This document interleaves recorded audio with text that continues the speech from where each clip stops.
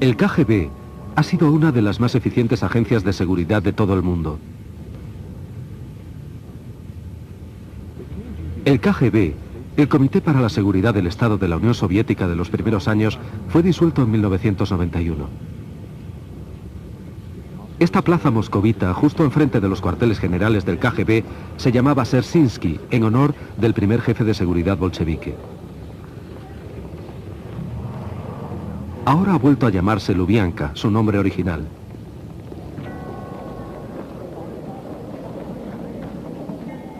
Sin embargo, incluso en la actualidad, KGB es sinónimo de secreto, terror y perversidad.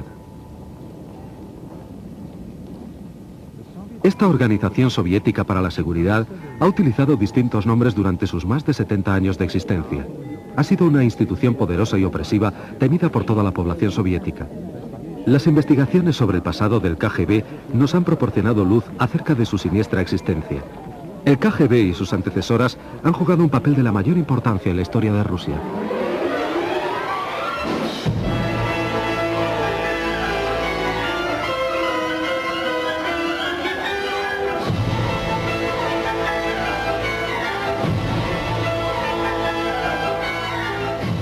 La historia del KGB. Los primeros años.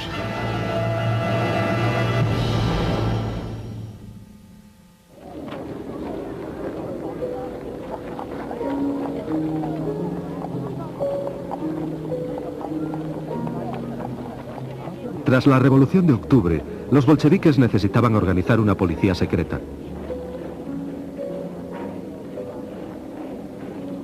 Su partido era pequeño e impopular y parecía obvio que podría perder el poder tan rápidamente como lo había conseguido.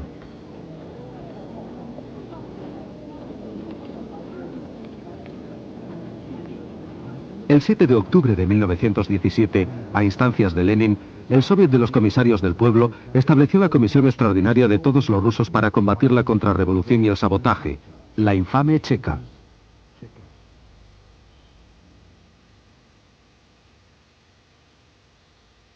Félix Dzerzhinsky fue nombrado presidente de la misma.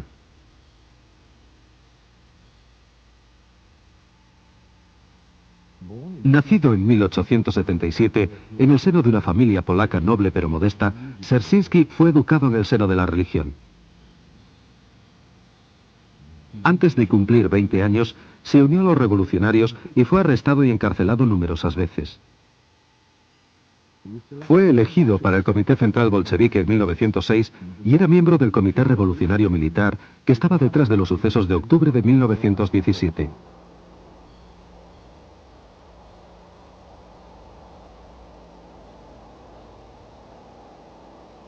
Dzerzhinsky creía apasionadamente que la causa bolchevique debía triunfar a cualquier precio. Se le conocía como el más honesto caballero de la revolución y también como el inquisidor general.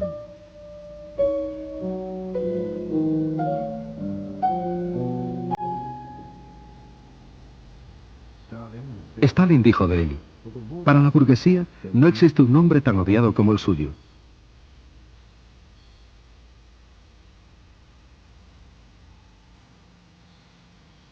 El presidente de la Cheka casi no tenía equipo de ayudantes ni agentes de confianza.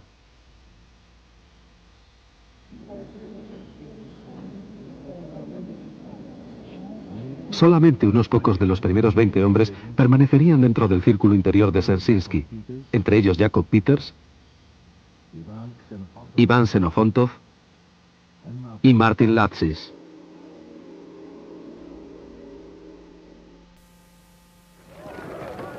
Los bolcheviques asignaron a la Cheka misiones de extrema importancia.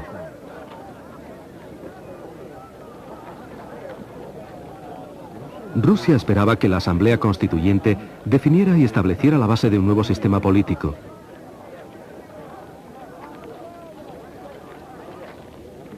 Muchas personas confiaban que así se podría acabar con el poder de los bolcheviques.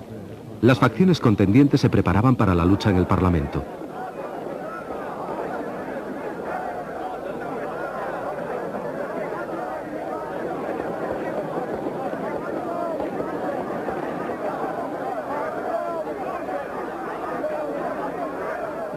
Pero los bolcheviques no tenían intención de renunciar al poder en favor de la asamblea legalmente elegida. En diciembre de 1917, los agentes de la Checa arrestaron a los miembros de la Unión para la Defensa de la Asamblea Constituyente.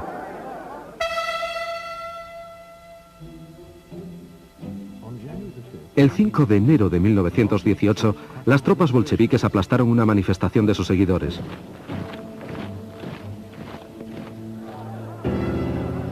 La asamblea se reunió en el Palacio Tauride.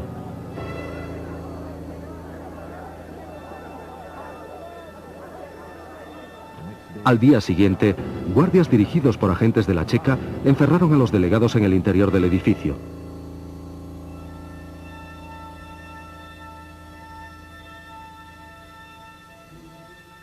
Esa noche, dos delegados, Andrei Singariov y Fidor Kokoskin, que habían sido arrestados anteriormente, fueron brutalmente asesinados por guardias rojos borrachos.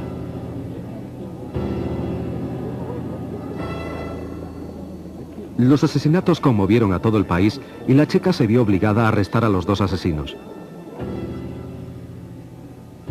Pero de alguna manera se las arreglaron para soltarles sin castigo y el caso fue cerrado.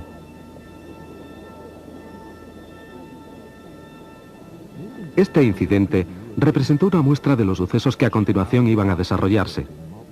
Poco a poco, la Checa adquirió una gran soltura en manipular a las multitudes y causar muertes violentas. Pero la situación de los bolcheviques era precaria. En febrero de 1918, la República Soviética estaba al borde de la derrota militar. Petrogrado estaba amenazado seriamente. Lenin firmó el siguiente decreto: la patria soviética está en peligro. Con él, los agentes de la Checa estaban autorizados a fusilar en cualquier momento y lugar a agentes enemigos, criminales, especuladores, agitadores contrarrevolucionarios y espías alemanes. La Checa podía ejecutar a cualquiera. No se necesitaban pruebas concluyentes de culpabilidad. Esto le permitió mantener una férrea disciplina en la retaguardia del Ejército Rojo.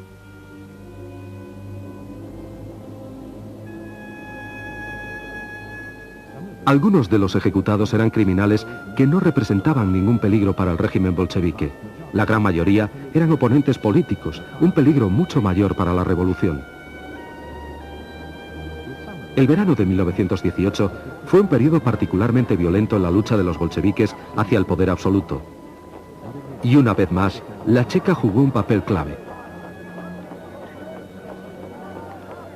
El 4 de julio, se reunió en Moscú el quinto Congreso de los Soviets.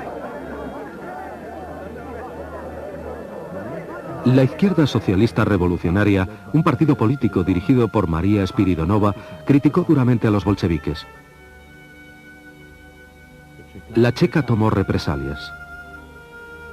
El 6 de julio, Yakov Blyunkin, un miembro del partido de la izquierda socialista revolucionaria, que era también agente de la Checa, asesinó al conde Mirbach, embajador de Alemania.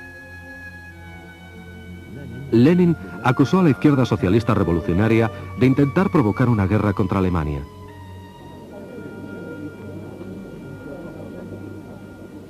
Cuando Dzerzhinsky intentó arrestar al asesino, se encontró con que algunos miembros de la Checa eran leales a la izquierda socialista revolucionaria y se negaron a obedecer sus órdenes. Él y otros jefes bolcheviques fueron arrestados. La lucha había comenzado.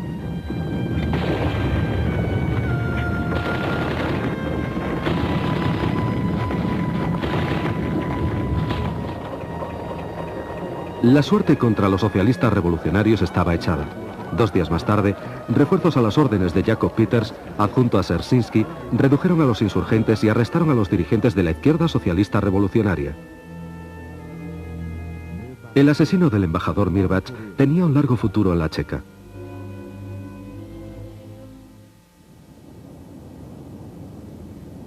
Como resultado de la revuelta de julio, los bolcheviques se hicieron fuertes en el poder, pero todavía no estaban seguros.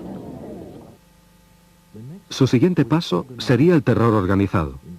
En palabras de Dzerzhinsky, un elemento absolutamente normal de toda revolución. Los bolcheviques esperaron a que se les presentara su oportunidad para lanzar el terror rojo. El 30 de agosto, Moisés Uritsky, presidente de la Checa de la región de Petrogrado, fue muerto. A Lenin le dispararon en Moscú y resultó herido. Los socialistas revolucionarios fueron acusados de ambos atentados.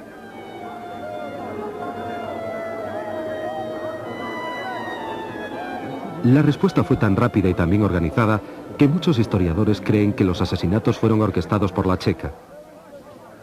Una hora después de que Lenin fuera herido, sin información fidedigna sobre el atentado, Yakov Sverdlov anunció que la clase obrera se vengará por medio del terror contra todos los enemigos de la revolución.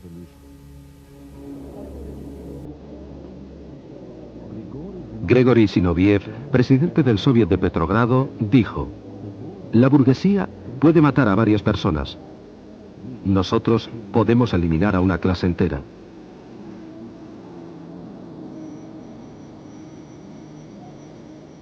En Petrogrado, inmediatamente después de la muerte de Uritsky y de la declaración del terror rojo, 500 rehenes fueron fusilados. Una ola de ejecuciones barrió el país.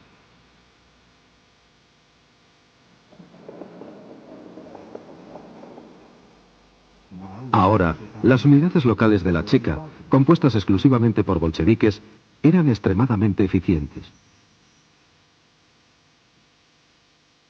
Gradualmente, la Comisión Extraordinaria para todos los rusos se introdujo en cada resquicio de la sociedad. Se abrieron oficinas hasta en las más pequeñas ciudades y las regiones más remotas.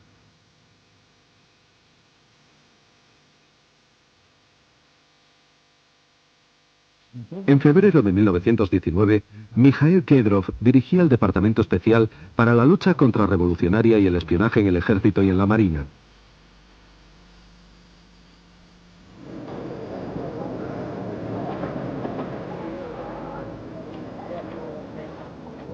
La Checa tenía ahora sus propias y grandes unidades militares. La lista de crímenes que la Checa podía reprimir a su libre albedrío había sido considerablemente ampliada. Ya casi no se conocían límites al extraordinario poder de la Checa.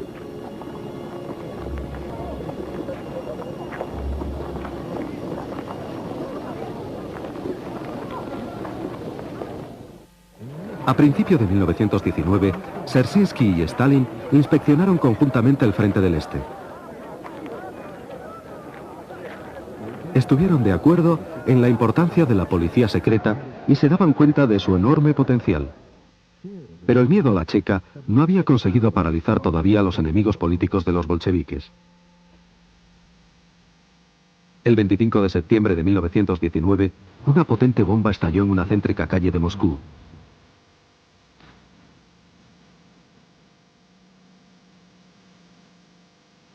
La carga, de 25 kilos, destruyó el edificio donde el comité del partido de Moscú se encontraba reunido en conferencia. El dirigente bolchevique moscovita Vladimir Zargovsky y 11 personas más murieron. 55 resultaron heridos.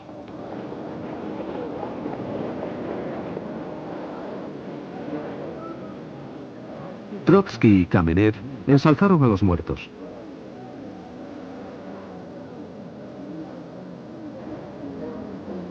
Mientras tanto, la Checa se había puesto a trabajar. Al principio, Dzerzhinsky sospechó que el partido Izquierda Socialista Revolucionaria y el Centro Nacional eran responsables de la bomba. Cientos de miembros de las dos organizaciones que ocupaban diversos cargos fueron fusilados inmediatamente.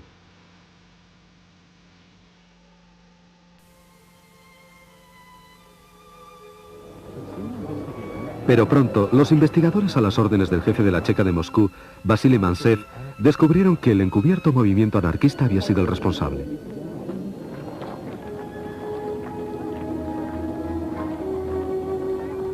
Al cabo de 2 semanas, pisos francos, imprentas clandestinas y talleres de explosivos fueron descubiertos y eliminados. Nadie puso en tela de juicio las ejecuciones injustas. La mayoría de los miembros de la Checa ni siquiera las consideraron un error.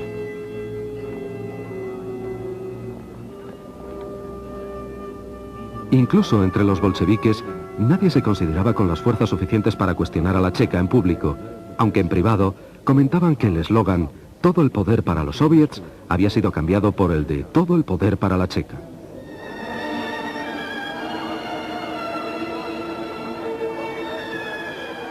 Sin embargo, muchos creían que todo esto estaba justificado por la peligrosa situación militar y política de los soviets.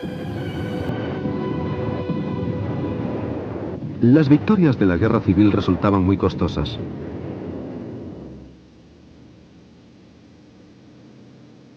El descontento se extendía por todo el país y saltaba en cualquier lugar.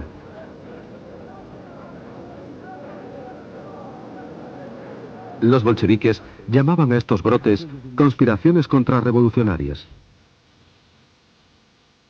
Lenin asignó nuevas e importantes misiones al férreo Félix, que aunque todavía dirigía la Checa, se había convertido además en comisario del pueblo para asuntos internos.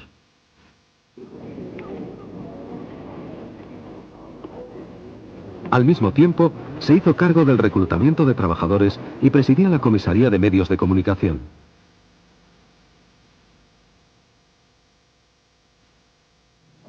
Los guardias fronterizos fueron también subordinados a la Checa. Más tarde, Dzerzhinsky tomó parte en asuntos diplomáticos y se convirtió en miembro del comité científico.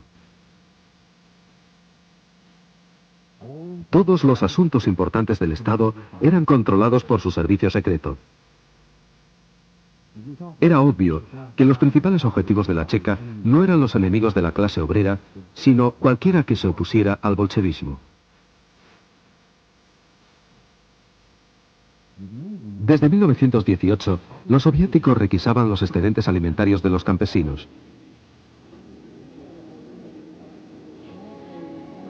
Unidades armadas especiales de la Checa, las unidades de los alimentos, se encargaban de esta misión y frecuentemente saqueaban todas las provisiones de un pueblo.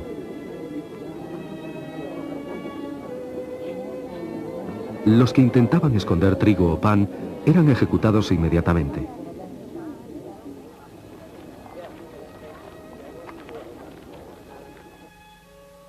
Las revueltas campesinas se hicieron frecuentes. En 1920 y 1921, los campesinos de la región de Tambov, conducidos por Alexander Antonov, iniciaron una guerra de guerrillas contra los bolcheviques.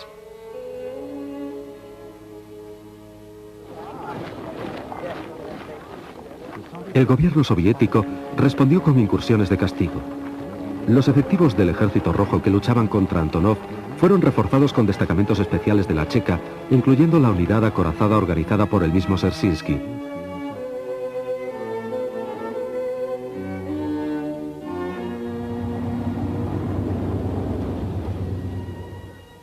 Se tomaron como rehenes a las familias de los rebeldes.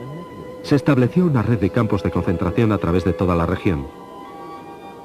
A los grupos de guerrilleros que no se rindieron se les exilió o fusiló.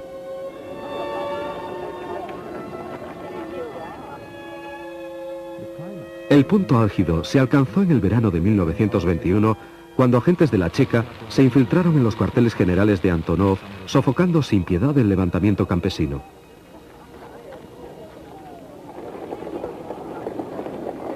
Ese mismo año, los bolcheviques reprimieron también la otra amenaza a su poderío, la revuelta de los marineros de la base naval de Kronstadt.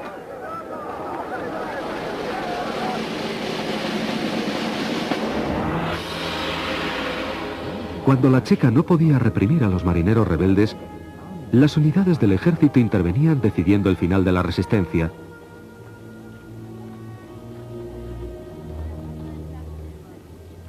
Y la Checa remataba el trabajo. Muchos rebeldes fueron fusilados, otros fueron encarcelados o exiliados.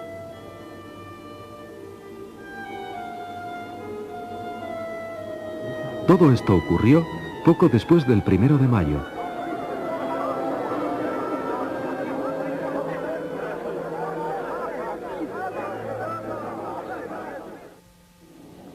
En 1921, Rusia atravesó una espantosa hambruna que causó la muerte de 5 millones de personas. La gente de la región del Volga llegó a comer hierba. Como se ha demostrado, se llegó incluso al canibalismo.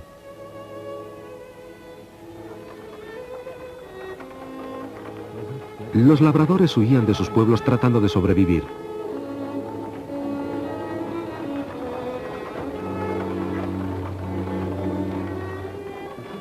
El mundo civilizado estaba conmovido y se dispuso a prestar ayuda. Anatole France donó su premio Nobel para combatir la carestía.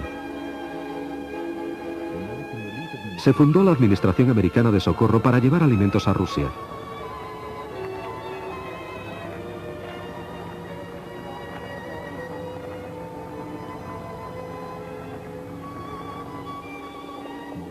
El explorador noruego del Ártico, Fridtjof Nansen, visitó las zonas azotadas por el hambre y pidió un esfuerzo para conseguir la ayuda necesaria. Pero la checa estaba convencida de que los esfuerzos de socorro solamente eran una excusa para espiar. Los miembros de la Administración Americana de Socorro eran constantemente vigilados por la checa, incluso en las reuniones oficiales.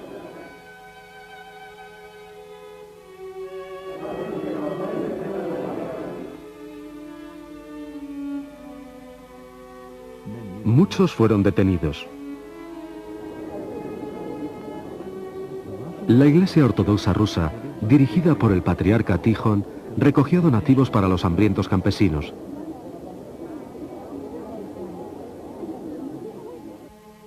Pero los bolcheviques temían que su autoridad fuera menoscabada y prohibieron los esfuerzos de la Iglesia.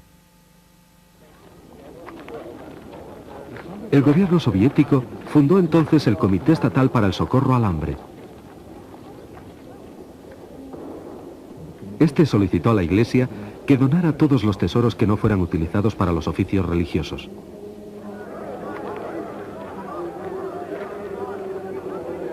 En realidad, esto representaba una maniobra auspiciada por la checa para adueñarse de todas las posesiones de la Iglesia.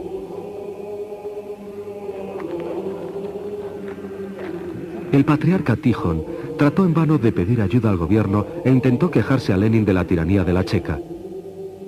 Él no conocía la carta de Lenin dirigida a todas las autoridades locales, apremiándoles a cerrar todas las iglesias y matar a tantos clérigos como fuera posible.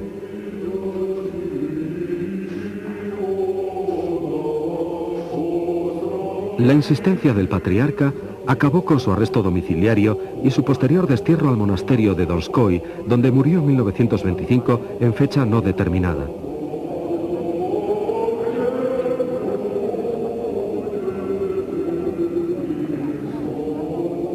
Desde aquel momento, la Iglesia Ortodoxa quedó prácticamente controlada por el Estado. Tras 8 años de dominio bolchevique, la mayoría de las iglesias habían sido desacralizadas o destruidas.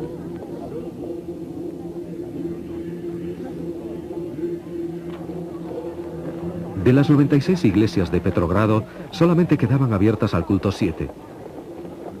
Los monasterios fueron reducidos a campos de labor para miles de religiosos socialmente extraños.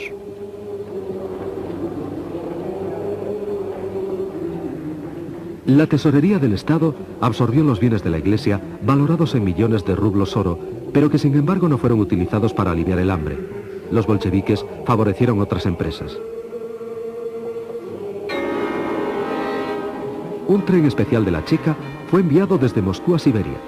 Transportaba a agentes dirigidos por el mismo Dzerzhinsky para requisar alimentos. Sus ayudantes estaban autorizados para recolectar provisiones por cualquier procedimiento y llevarlas a la Rusia europea.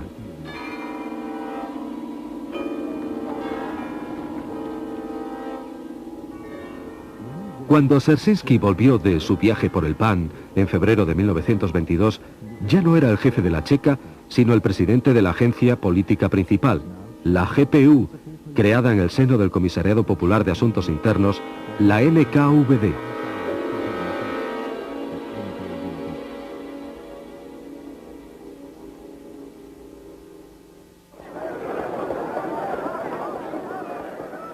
Cuando la guerra civil terminó, los bolcheviques deseaban proclamar que los poderes extraordinarios de la Checa ya no eran necesarios. La administración política era lo más importante.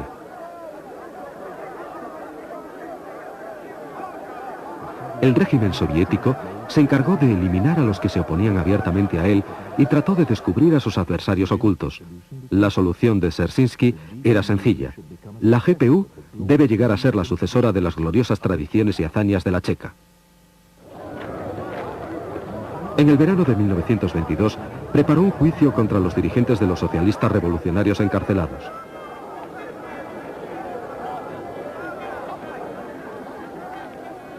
fue precursor de los juicios para la galería que Stalin llevó a cabo en los años 30.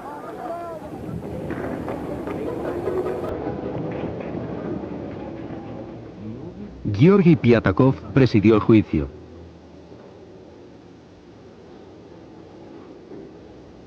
Nikolai Krylenko y Anatoly Lunacharsky fueron los acusadores. Los asistentes al alto tribunal eran en su mayoría agentes de la GPU vestidos de paisano.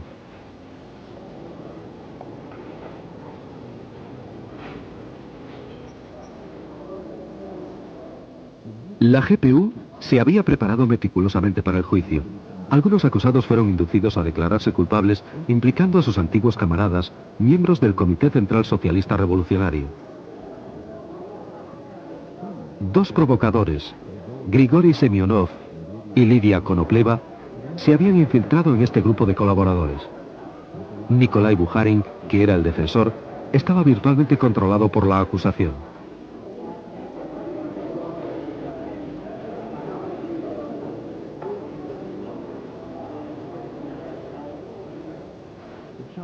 Las acusaciones, que iban desde provocar la guerra civil hasta la intentona de asesinato de Lenin, no tenían base. Sin embargo, Krylenko solicitó la pena de muerte.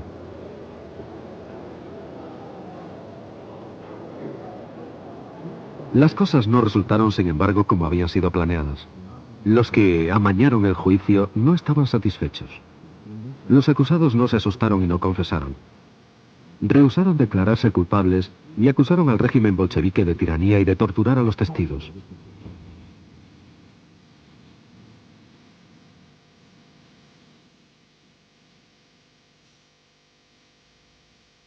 El gobierno no se atrevió a sancionar la pena capital. Lev Kamenev sugirió que la ejecución fuera demorada indefinidamente y que los 12 socialistas revolucionarios fueran encarcelados de por vida.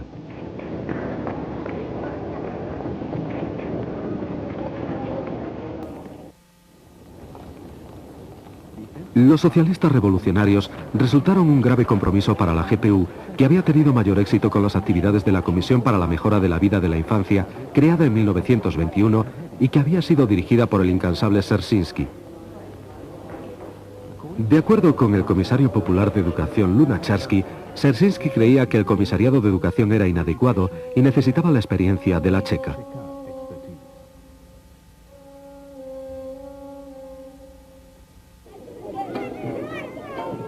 El problema era extremadamente serio. Las represalias de la guerra civil y las migraciones forzosas habían dejado un número impresionante de huérfanos. Había 6 millones de niños sin hogar ni familia vagando por los caminos de Rusia y aglomerándose en sus ciudades.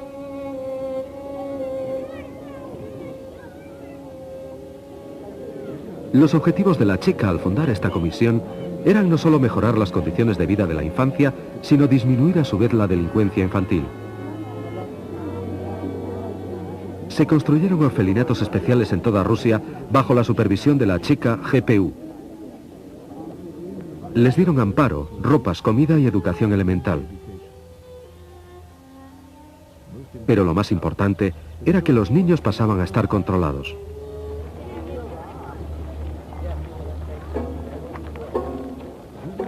Los delincuentes juveniles fueron enviados a reformatorios donde la reeducación se llevaba a cabo por medio del trabajo.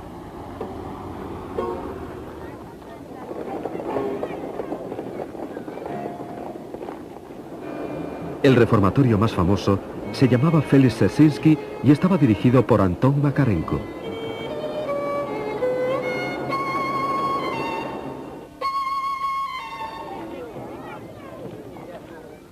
En diciembre de 1922, los soviets celebraron el 5º aniversario de su servicio secreto. Los mejores soldados de la GPU desfilaron en la Plaza Roja y se celebró una gran fiesta en el Teatro Bolshoi, en la cual Mikhail Kalinin se dirigió al público con estas palabras. La humanidad entera debe estar agradecida a la Checa, declaró.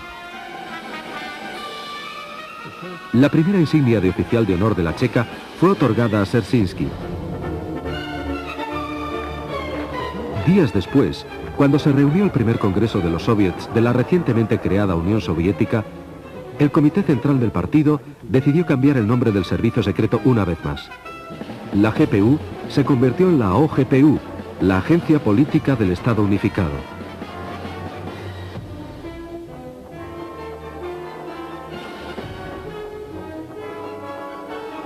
Esta organización debía vigilar no solamente a Rusia, sino a toda la Unión Soviética.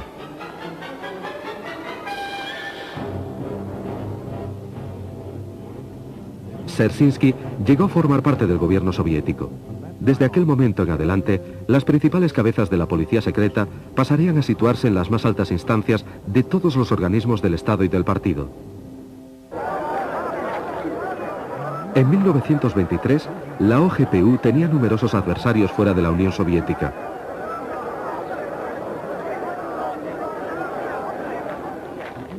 El enemigo recurrió con frecuencia a atentados terroristas. El distinguido diplomático soviético Vlakov Borovsky fue tiroteado a quemarropa en Lausanne. En Rusia, la OGPU, famosa por sus métodos terroristas, deploró el asesinato y organizó una protesta pública contra el asesinato político.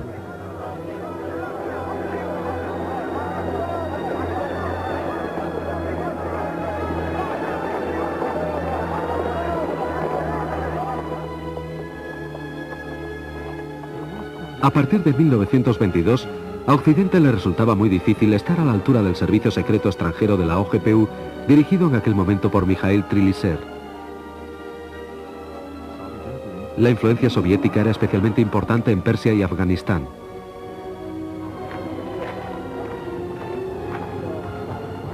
Pero el principal objetivo de la OGPU estaba dentro de la propia Unión Soviética.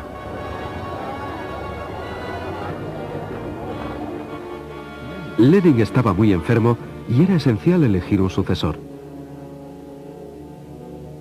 Al mismo tiempo que las luchas internas del partido se hacían más intensas, Lev Trotsky, Nikolai Bukharin, Lev Kamenev,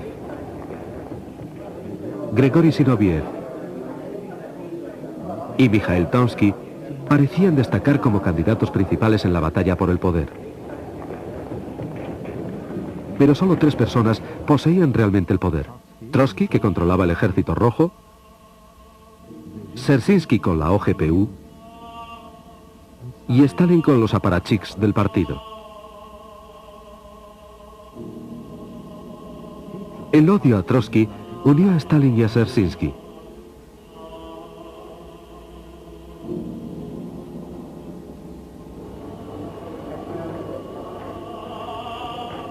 En diciembre de 1923, Dzerzhinsky llegó a decretar que los seguidores de Trotsky eran enemigos del partido, sin lugar alguno posible en la OGPU.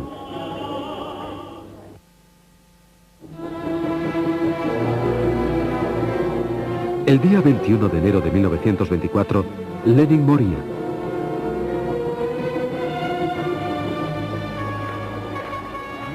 Durante los 6 días siguientes, mientras la muchedumbre soviética lloraba al dirigente bolchevique, el Comité Central del partido decidía quién se haría cargo del poder en el futuro.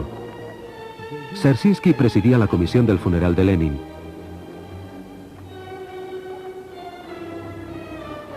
Cinco días después, pasaba a ocuparse del Soviet Supremo de Economía Popular sin haber renunciado a su puesto principal de jefe de la OGPU.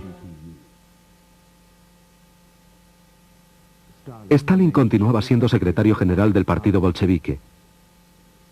Lenin se había opuesto abiertamente, pero con la ayuda de la OGPU, su testamento y sus últimas disposiciones fueron ocultados a la organización del partido y a sus miembros.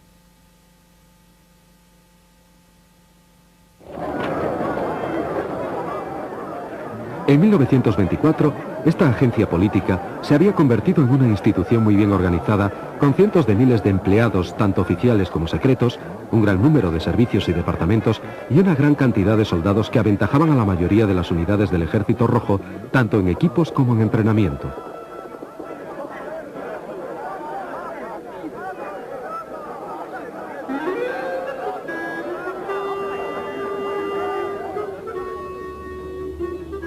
El presupuesto anual de la OGPU, incluyendo a los guardias fronterizos y a las unidades militares, era de 4 millones de rublos oro.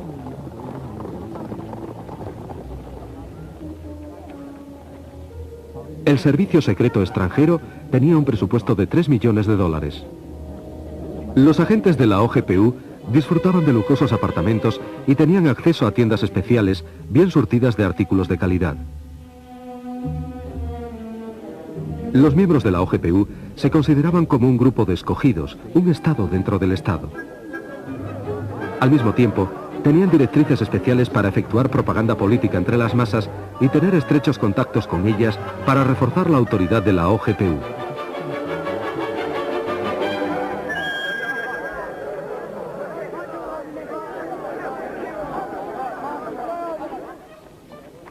Dirigidos desde arriba, muchos organismos soviéticos suministraban auxilio a las distintas unidades de la OGPU.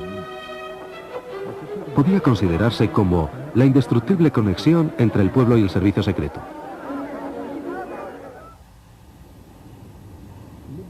El generoso apoyo financiero y la gran experiencia permitieron al servicio secreto soviético llevar a cabo diversas operaciones que fueron coronadas por el éxito.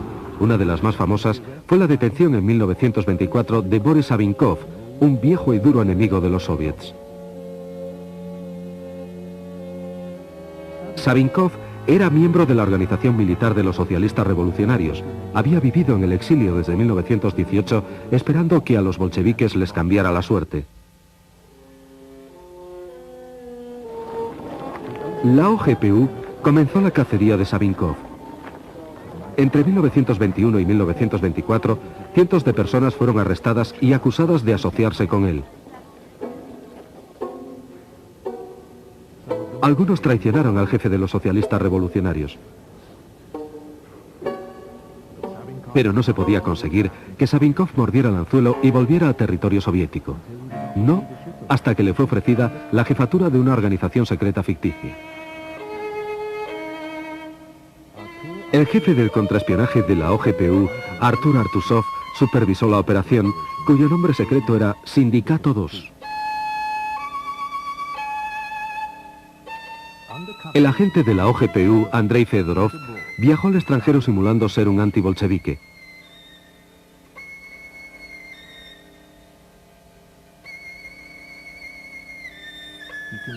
Convenció a Savinkov que los rusos esperaban su vuelta.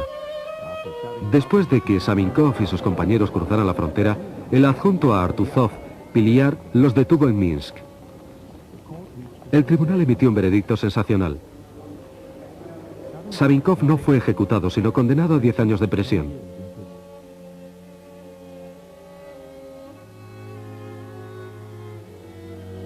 Sin embargo, en mayo de 1925 se cayó de una ventana de su prisión. La OGPU dictaminó que había sido un suicidio.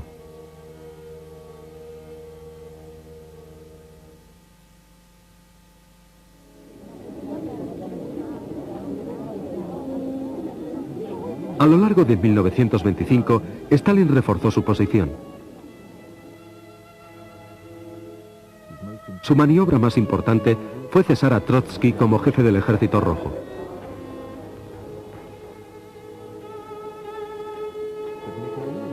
Pero Mijael Frunze, su sucesor, demostró que era demasiado independiente y poderoso para el gusto de Stalin.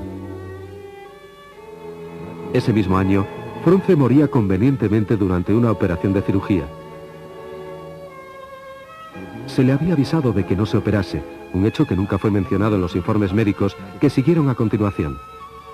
Había existido una clara conexión entre la policía secreta y médicos corruptos. El mando del Ejército Rojo fue asignado a Kliment Voroshilov, que era acérrimo y leal seguidor de Stalin. Voroshilov había sido uno de los primeros agentes de la Checa.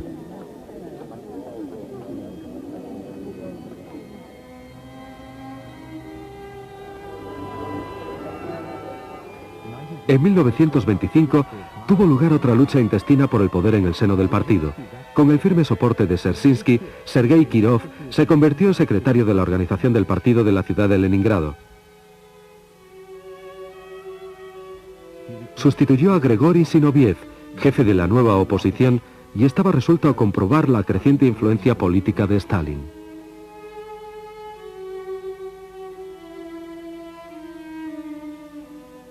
Muchos historiadores creen que en sus últimos años de vida, Dzerzhinsky recelaba cada vez más de Stalin. No obstante, su última aparición pública fue en apoyo del secretario general.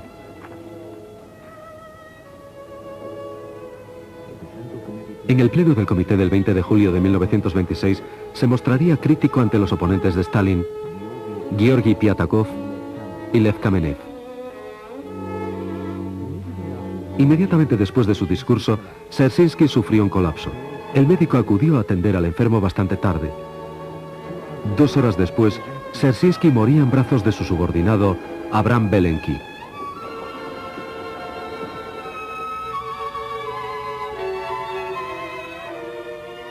El funeral de Dzerzhinsky representaba una ocasión importante para los bolcheviques. Fue la última vez que los dirigentes del partido estarían juntos. El puesto de cada uno de ellos en la Guardia de Honor representaba su influencia política. Cuando enterraron a Dzerzhinsky, los bolcheviques dijeron adiós no solo a un camarada, sino también a una época. El periodo que más tarde fuera denominado como la época del terror revolucionario romántico había terminado.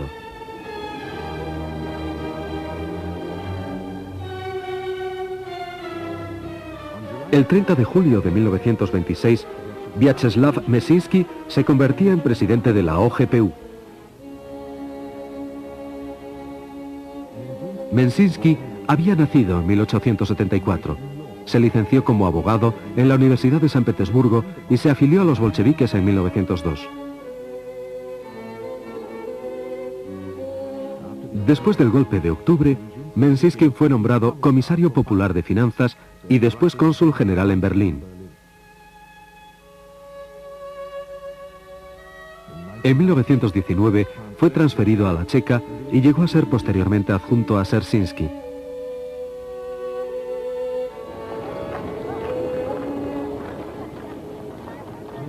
Meszynski era muy diferente de sus colegas. Provenía de la inteligencia, era experto en física, química, le gustaba la astronomía y hablaba 20 lenguas. Era también un caballero, lo que parecía ser un serio inconveniente para una persona de su posición. Trotsky lo describió como un hombre en la sombra. Pero eso era justamente lo que Stalin necesitaba. El nombramiento de Meszynski hizo que Stalin pasara a ser dueño absoluto de la OGPU. El segundo al mando de Meszynski, Genrikh Yagoda, llegó a convertirse en una herramienta en manos de Stalin.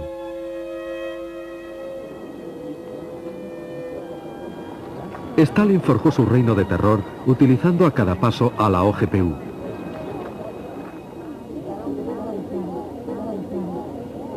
El país estaba en vías de industrialización.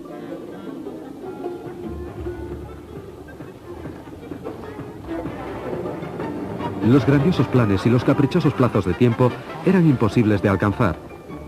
La cuidadosa planificación de los proyectos de construcción y el duro trabajo de los obreros se desperdiciaban debido al caos, a la mala dirección y a la falta crónica de los suministros más necesarios.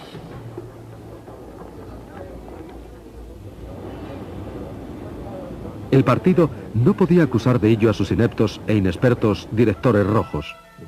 En su lugar, los bolcheviques buscaron otras cabezas de turco.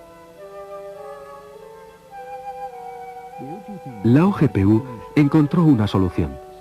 El desarrollo industrial era lento debido al sabotaje de los especialistas burgueses, etiqueta que fue colocada a los ingenieros veteranos que no tenían un pasado bolchevique.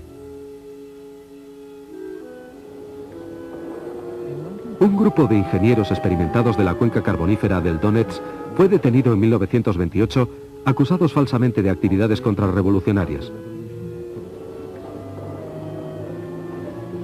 El caso Shatki, elaborado por la OGPU, fue uno de los primeros juicios para la galería.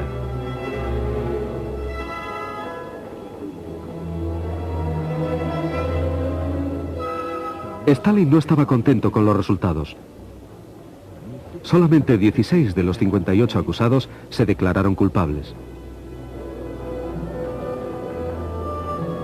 A pesar de intensas investigaciones, el acusador Nikolai Krylenko no pudo presentar pruebas concluyentes de los graves delitos de los acusados. El Tribunal Supremo, presidido por Andrei Vyshinsky, sentenció a 11 ingenieros a la pena capital, pero el gobierno rehusó sancionar la sentencia y solamente fueron encarcelados.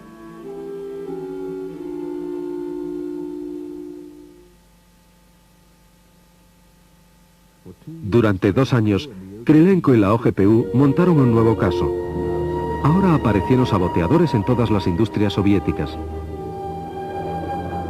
Todas las empresas fueron purgadas. Todos los miembros de la oposición del partido y aquellos que no tuvieran un pasado proletario estaban perdidos. Juzgados en tribunales populares, eran remitidos a las comisiones de la OGPU y enviados a campos de trabajo y de concentración. La Comisión Central de Purgas estaba dirigida por Jakob Peters.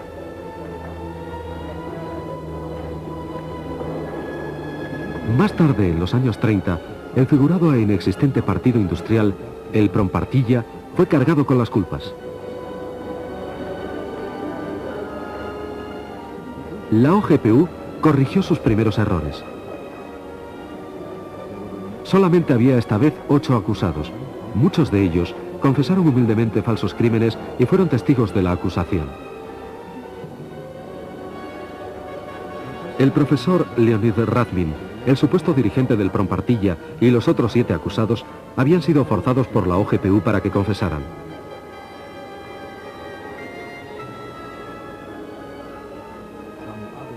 Algunos otros acusados menos cooperantes habían sido ejecutados. En una representación teatral de Gracia, se sentenció a muerte a aquellos que confesaron, pero se les conmutó la sentencia 2 días después por una pena de 10 años de cárcel.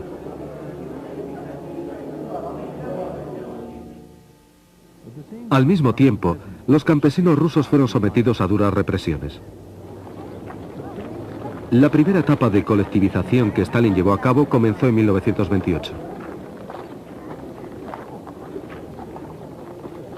Millones de campesinos que no deseaban ir a las granjas colectivas fueron represaliados. Los kulaks, o campesinos ricos, fueron exiliados. Cualquier labrador podía ser considerado un kulak. Estas acciones de represalia fueron disfrazadas como lucha contra los kulaks.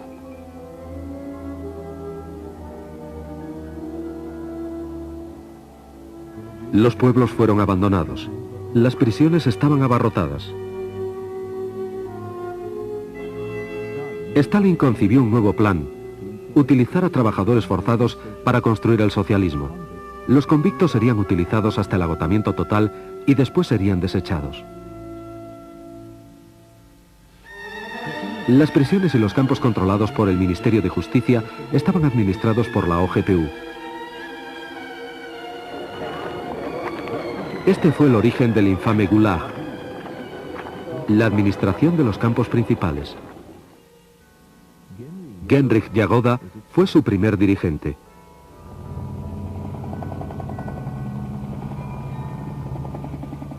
Solovki fue el campo de pruebas del Gulag. En 1923 se inauguró un campo de concentración modelo en la zona del monasterio Solovetsky. Desolado y en ruinas, estaba situado en unas islas a 40 kilómetros de la costa del frígido Mar Blanco. Durante los 6 meses de invierno no había contacto con tierra firme.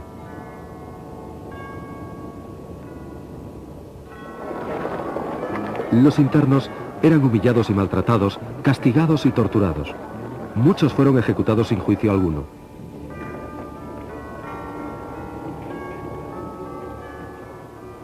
Los principios económicos en que se basaba el Gulag fueron puestos a prueba en Solovki: conseguir el máximo esfuerzo de trabajo al mínimo costo. En 1926, el campo de Solovki consiguió una producción de madera valorada en 63.000 rublos. En 1929, esta cifra se había elevado a 3,5 millones de rublos. Un año más tarde, llegaba a los 10 millones.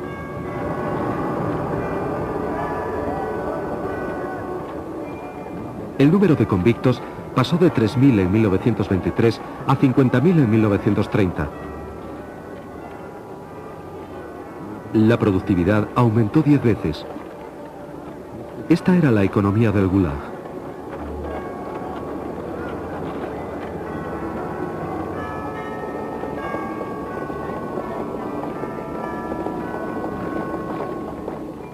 Pero la empresa maderera, incluso a escala gigantesca, no tenía un gran impacto político. Stalin deseaba un proyecto monumental que se pudiera llevar a cabo fácilmente y a poco costo, que arrojara unos resultados impresionantes.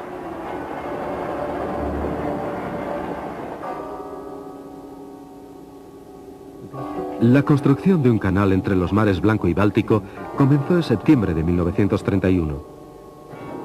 Miles de sentenciados serían sacrificados en este gigantesco proyecto supervisado por la OGPU.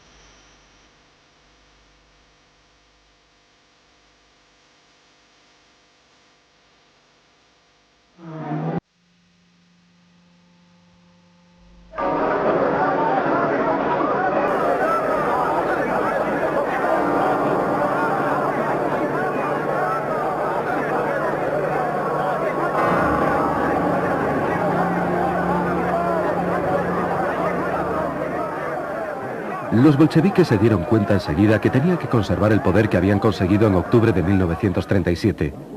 Los nuevos gobernantes de Rusia crearon una comisión extraordinaria para prevenir la contrarrevolución. Fue conocida con el nombre de la Checa, el escudo y la espada del gobierno soviético. Al cabo de una década, toda la resistencia había sido aplastada. Los que no estaban de acuerdo con el nuevo régimen fueron muertos, forzados a emigrar o deportados a campos de concentración. Para conseguir las ambiciosas metas de Stalin, Rusia debería pagar un precio muy elevado. Su visión del socialismo requería el trabajo de millones de esclavos. La Organización para la Seguridad del Estado, conocida como la Administración Política del Estado Unificado, OGPU, comenzó desde 1922 a cambiar su misión de eliminación de la oposición a suministrar trabajadores forzados para la construcción del infame Gulag.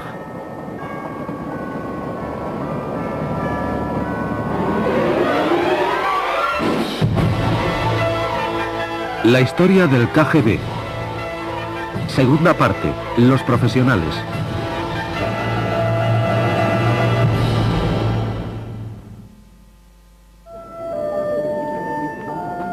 El primer gran proyecto de la OGPU, un canal entre los mares Blanco y Báltico de poco valor práctico, debía demostrar al mundo el impresionante potencial soviético. El canal de Belomor cruzaba el árido terreno de la Rusia del Norte.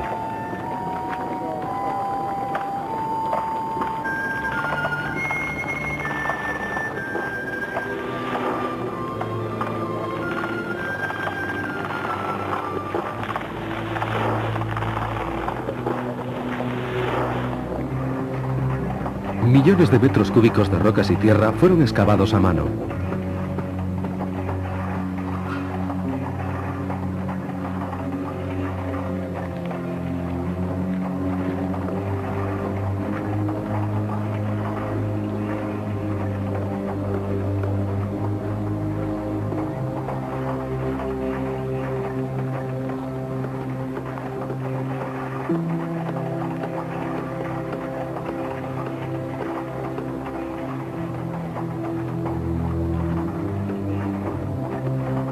Docenas de diques y pantanos fueron construidos en menos de 20 meses. Incluso los noticiarios cinematográficos oficiales fueron testigos de estos horrores. Alexander Solzhenitsyn estimó la mortandad de los trabajadores forzosos en 1 millar de personas al día. Al cabo de un año, un número enorme de obreros había perecido, solo para ser sustituidos a continuación.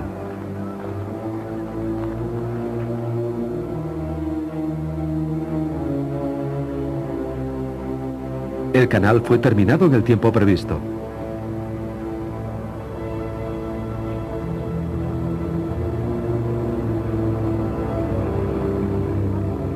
Los dirigentes de la OGPU se lo comunicaron orgullosamente a Stalin antes de la celebración del 1 de mayo de 1933.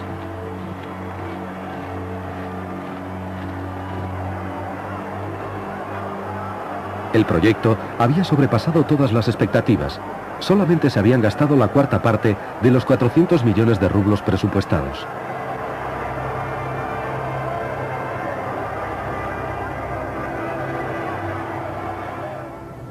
En julio, Stalin, Voroshilov y Kirov viajaron a lo largo del canal de Belomor.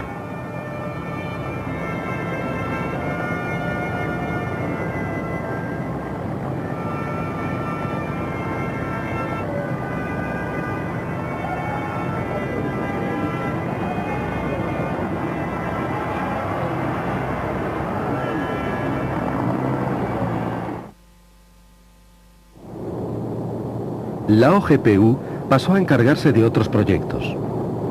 Desde 1932 a 1937 fue construido un canal de 130 kilómetros entre Moscú y el Volga.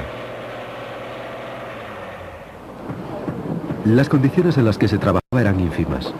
Esta nueva ruta unía a la capital soviética con los 5 mares, pero a un costo humano desmesurado.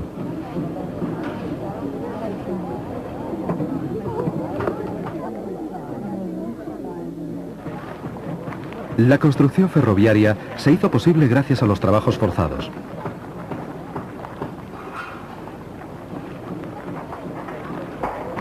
Los prisioneros del Gulag construyeron enormes complejos industriales en los Urales, Siberia y en el lejano norte.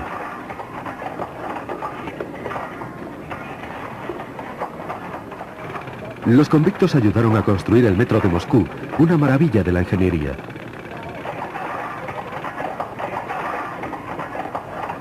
Los cortometrajes oficiales solamente mostraban a obreros entusiastas. Las revueltas llamaban poco la atención. En 1933, las condiciones de trabajo infrahumanas provocaron huelgas que fueron sofocadas por la OGPU.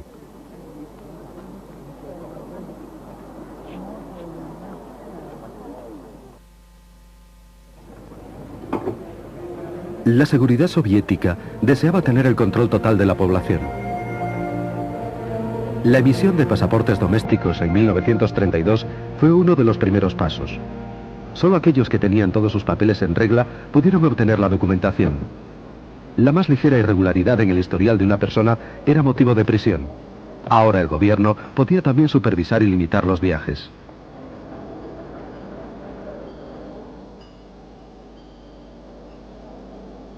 No contentos con esto, se realizaron todos los esfuerzos posibles para regular el pensamiento y los sentimientos de la población soviética, en particular los de la inteligencia. Lenin había desdeñado la inteligencia llamándola más o menos basura. Desde los primeros días de la revolución en este estrato social había estado constantemente vigilado por la Checa. Los científicos, artistas, filósofos y escritores fueron los primeros en sufrir el exilio, la encarcelación y la ejecución.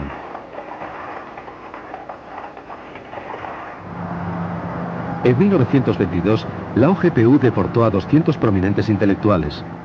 Los que permanecieron en Rusia tuvieron que soportar un peligro manifiesto. Con frecuencia, los agentes de la OGPU se ganaban falsamente la confianza de intelectuales eminentes. Por ejemplo, en 1921, el agente Yakov Agranov se hizo pasar por amigo del poeta Nikolai Gumilyov mientras apañaba una acusación contra él. Gumilyov fue denunciado por traidor y fusilado.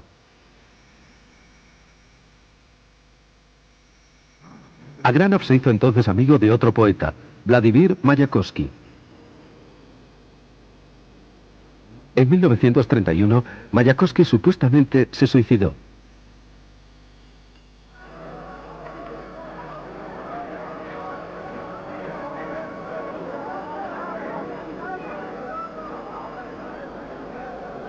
Todavía existen muchas dudas acerca de la muerte de otro genio de la literatura, Sergei Yesenin.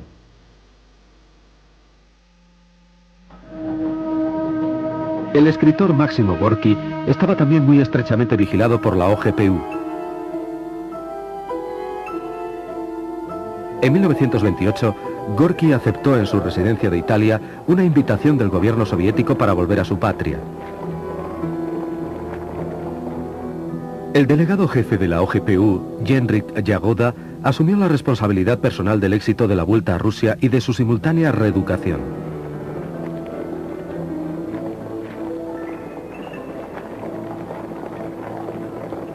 Todas las apariciones públicas de Gorki fueron preparadas por la OGPU.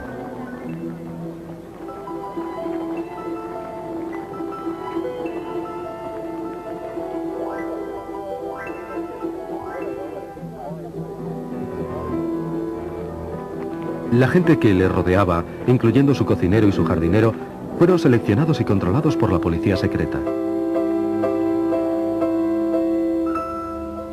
Se tomaron grandes trabajos para que la realidad soviética le pareciera idílica a Gorki. Se le permitió vivir con lujo.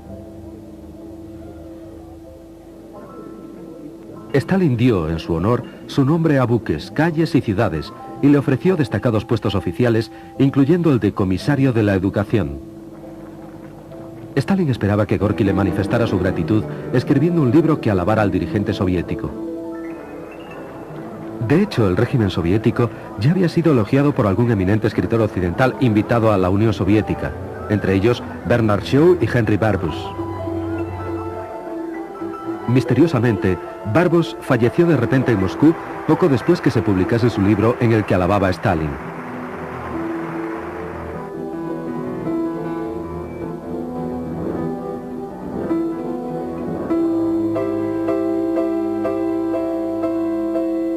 Pero Gorki no quería escribir un libro sobre el jefe del partido. A diferencia de los escritores extranjeros, él conocía las implicaciones del socialismo de Stalin. La colectivización de la agricultura acabó en una hambruna que se llevó, incluso en la estimación a la baja de la OGPU, 3,5 millones de vidas.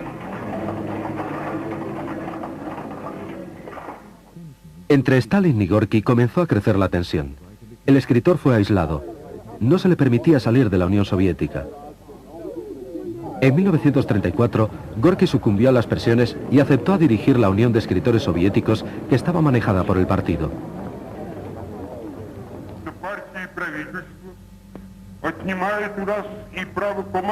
El partido y el gobierno hacen que no sea precisa la necesidad de que unos manden a otros. En su lugar, nos garantiza el derecho a la enseñanza. Enseñar significa intercambiar experiencias, solo eso.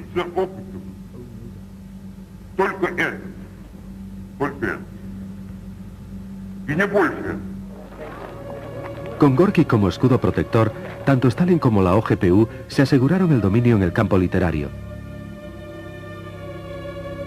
Más de la tercera parte de los 600 delegados del primer Congreso de Escritores Soviéticos fueron víctimas de los horrores de la policía secreta.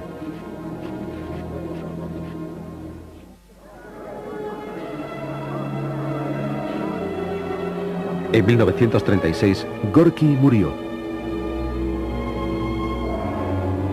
De acuerdo con las fuentes oficiales, la negligencia de sus médicos fue la causa de su muerte, pero los historiadores opinan que la culpa fue de la OGPU. Stalin y la policía secreta atribuían regularmente la responsabilidad de sus crímenes a personas totalmente inocentes. 1934 fue un año de cambio. A principios se celebró el 17º Congreso del partido. Más tarde fue llamado el Congreso de los Vencedores, en el que, por supuesto, había existido unidad interna y ausencia de disensión. El Congreso fue un éxito para Stalin y su camarilla, pero no había sido un éxito fácil. La elección del Comité Central del partido fue por votación secreta.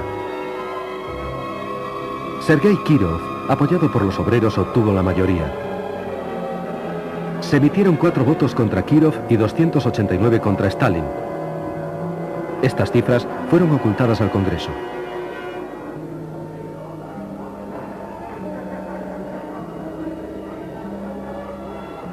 Stalin llevó a cabo un fraude masivo falsificando los resultados. Solo se contabilizaron 3 votos contra Stalin. El equipo de grafólogos de la OGPU descubrió quiénes se habían opuesto a Stalin. Su brazo derecho, Nikolai Yezhov, y sus subordinados incluyeron en la lista negra a los disidentes.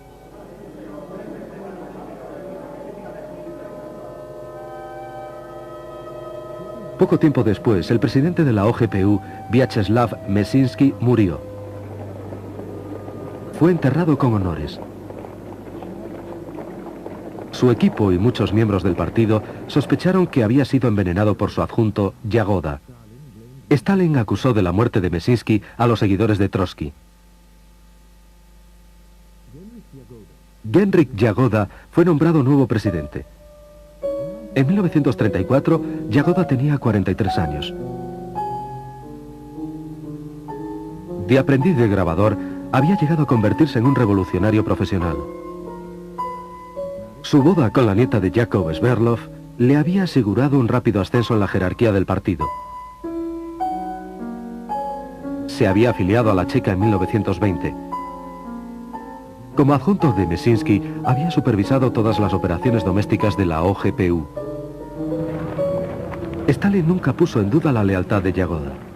Este recibió el control no solo de la OGPU, sino también de la policía, de la Guardia Fronteriza, de los campos de concentración, prisiones y bomberos, todos ellos subordinados a una organización de reciente creación. El Comisariado Popular de Asuntos Interiores, la NKVD. La información pública acerca de las actividades de la NKVD estaba restringida. Se efectuaron llamamientos recabando el apoyo popular para la NKVD.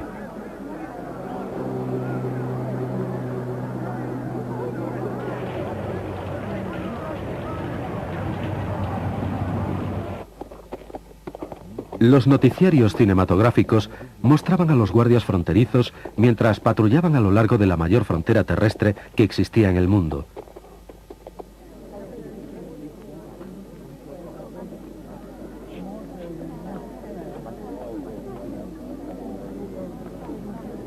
Todas las demás actividades permanecían secretas.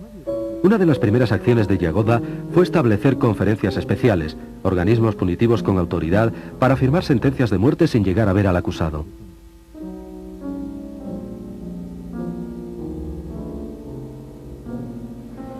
Las conferencias especiales fueron denominadas justicia de ametralladora. El genocidio de la policía estatal alcanzó todavía mayores proporciones y revistió mayor intensidad. Stalin necesitaba un pretexto para lanzar la más gigantesca campaña de terror de la historia. El 1 de diciembre de 1934 lo consiguió por fin. Sergei Kirov fue herido mortalmente en los cuarteles generales del partido en Leningrado.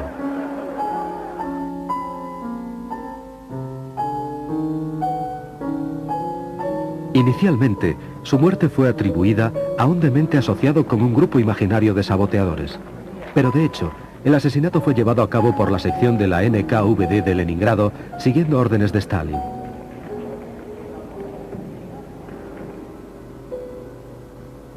Las pruebas de que un matón de la NKVD había sido el autor de los disparos desaparecieron cuando todos los posibles testigos del asesinato fueron ejecutados.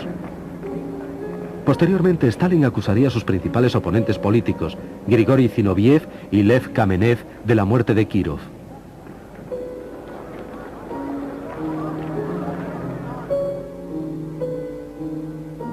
El 15 de enero, ambos fueron juzgados y sentenciados a 5 años en los campos de trabajo, aunque no existían pruebas de su culpabilidad.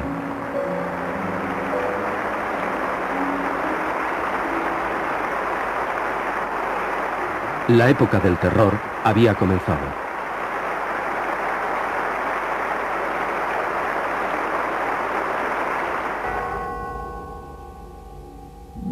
En 1936, el secretario del Comité Central del partido, Nikolai Yezhov, comenzó a preparar el primer juicio de Moscú.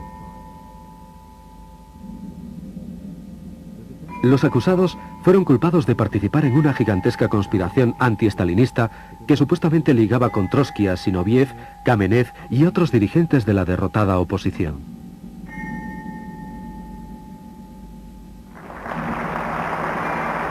El juicio de agosto de 1936 terminó con la pena de muerte para todos los acusados.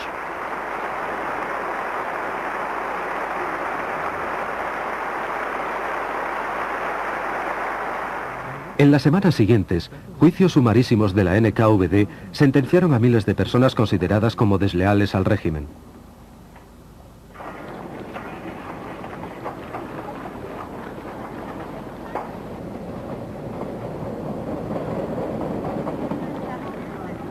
Muchos comunistas extranjeros que vivían en la Unión Soviética fueron arrestados.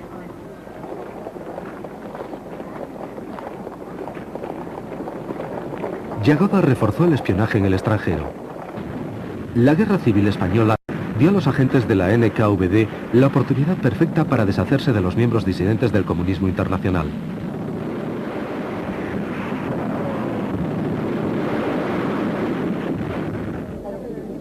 Aquellos comunistas extranjeros que se habían opuesto a Stalin y que temerariamente habían marchado como voluntarios a luchar en España fueron identificados y secretamente ejecutados durante las hostilidades. En la segunda mitad de 1936, obedeciendo una orden de Stalin, la NKVD se preparó para el segundo juicio de Moscú. Los arrestados fueron acusados de ser dirigentes de una organización paralela. Supuestamente, la organización había estado preparando el lanzamiento de una campaña de terror en caso de que la conspiración de Zinoviev y Kamenev fallara. Entre los 17 acusados estaba Grigori Sokolnikov, un antiguo ministro de Finanzas,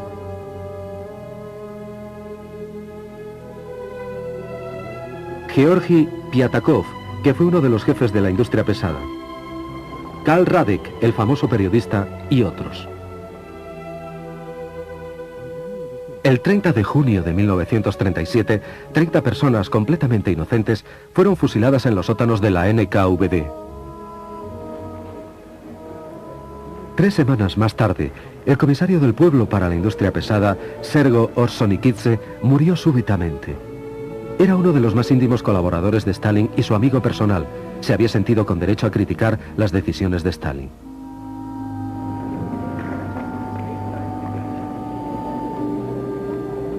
La ausencia de Yagoda en el funeral de Orsonikidze demostró públicamente la pérdida de su influencia. En octubre de 1936, el jefe de seguridad había sido degradado al rango inferior de comisario de comunicaciones. Nikolai Yesov se convirtió en la nueva cabeza de la NKVD. Un alcohólico crónico, estaba físicamente incapacitado, era patológicamente cruel y tenía pasión por cantar.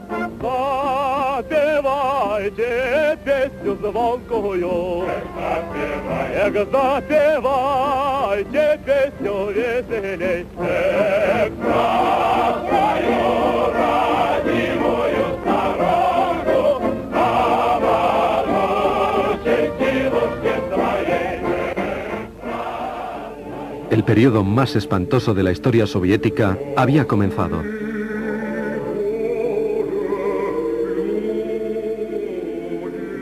El viejo equipo dirigente de la NKVD se convirtió en la primera víctima de Yakov.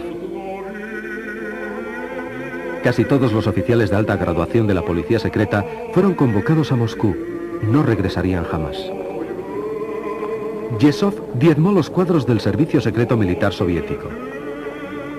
En 1937, el legendario viejo alias general Grishin, alias Jan Bersin, jefe de la administración del Servicio Secreto Militar del Ejército Rojo, que estaba prestando servicio en España, fue llamado a la Unión Soviética, donde fue ejecutado. Al mismo tiempo, la NKVD eliminó a docenas de sus propios espías. Cadáveres sin identificar fueron encontrados en los oscuros callejones de París, Génova y otras ciudades. En junio de 1937, el terror golpeó al alto mando del Ejército Rojo. Los más distinguidos oficiales de alta graduación, Tukhachevsky, Yakir, Uborevich, Eidemann, Kork y otros, fueron acusados de conspiración antisoviética y ejecutados. Menos de un año después, los oficiales que juzgaron a Tukhachevsky y a sus compañeros fueron a su vez eliminados. El jefe supremo de la Fuerza Aérea, Yakov Alnis, el jefe de Ejército del Extremo Oriente, Vasily Blyuker, el jefe de la región militar de Leningrado, Pavel Divenko, y el mariscal Alexander Yegorov perecieron juntamente con decenas de millares de oficiales de diversa graduación y posición. El éxito de esta purga fue celebrado en una reunión para conmemorar el 20º aniversario del aparato de seguridad soviético, que había comenzado con la Checa, continuó con la OGPU y estaba ahora encarnado en la NKVD. El acontecimiento se conmemoró el 20 de diciembre de 1937 en el Teatro Bolshoi. Anastas Mikoyan dijo: cada ciudadano de la Unión Soviética es un empleado de la NKVD. El aniversario fue celebrado también en todo el país.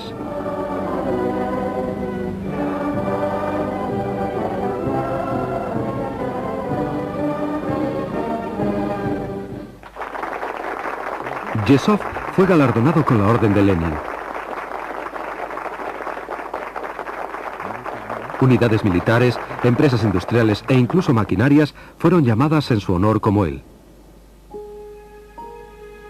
Con devoción fanática hacia Stalin, Yezhov redobló sus esfuerzos.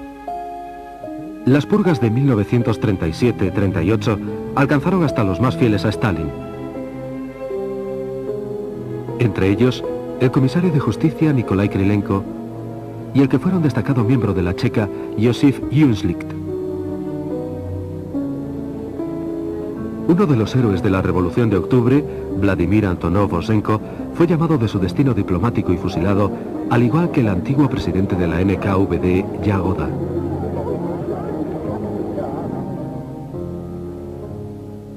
Yagoda era el principal testigo y colaborador de los crímenes de Stalin, incluyendo el asesinato de Kirov. Cuando a Stalin le fue imposible evitar las sospechas públicas del asesinato, hizo recaer la culpa en la NKVD dirigida por Yagoda. Súbitamente, se relacionó a Yagoda con Trotsky y se le hizo responsable de las muertes de Mesinsky y Gorky.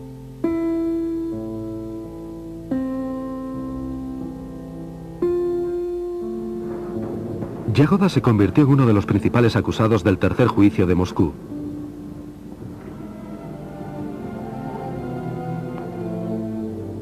Junto a él estaba el teórico y miembro del Politburó Nikolai Bukharin, el jefe del gobierno soviético Alexei Rykov, el secretario del Comité Central Nikolai Kresinsky, antiguo adjunto a Lenin, y Christian Rakovsky, un respetado bolchevique, jefe de la Ucrania soviética. El infame Andrei Vyshinsky representaba a la acusación.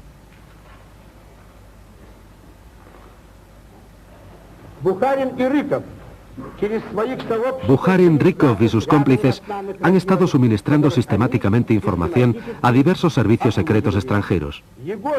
Espías alemanes y polacos han acudido como moscas alrededor de Yagoda, y él no solo los ha protegido, sino que ha espiado para ellos. Como fiscal, Vyshinsky se basaba en denuncias en lugar de hacerlo en hechos probados. La NKVD se encargaba de forzar las confesiones. Sus agentes empleaban las más espantosas torturas sin necesidad de autorización.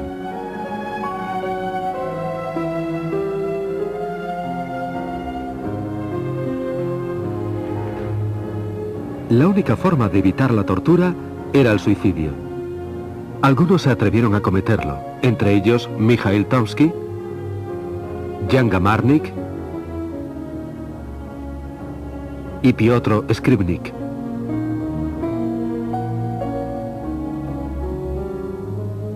Bukharin, Rykov y los otros acusados del tercer juicio de Moscú fueron condenados. Todos fueron pasados por las armas como enemigos del pueblo.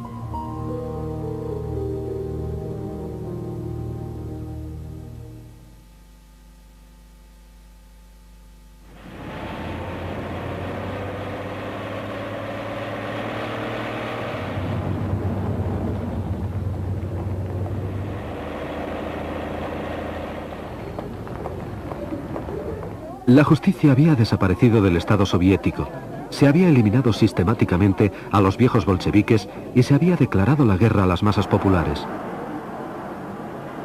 El futuro de cada individuo era peligrosamente incierto. La NKVD podía arrestar a cualquiera en cualquier parte y a cualquier hora.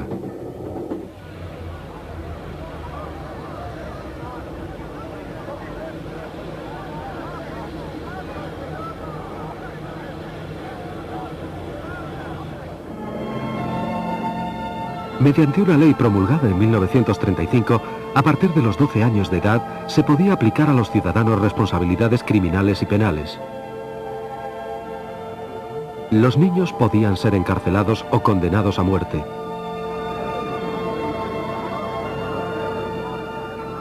Los horrores de la política de terror de Yezhov fueron denunciados en Occidente. Romain Rolland criticó el encarcelamiento de los niños. André Gide condenó al régimen de Stalin por fascista.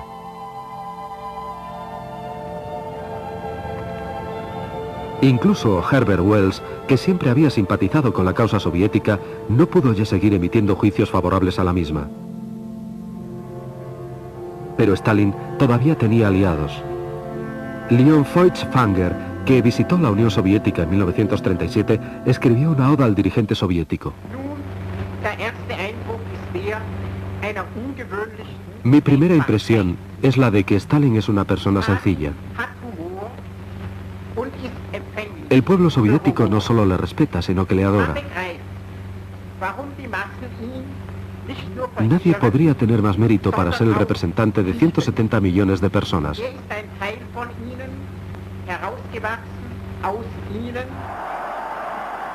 Feuchtwanger era uno de los que creía que el socialismo era el remedio de los problemas del mundo moderno. Él prefería a Stalin mucho antes que a Hitler.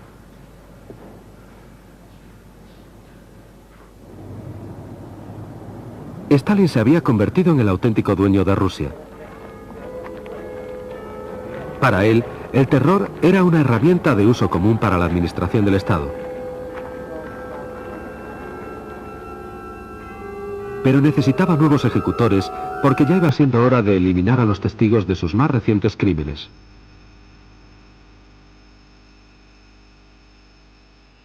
El 28 de julio de 1938, Laurenti Beria fue nombrado adjunto a Yezhov.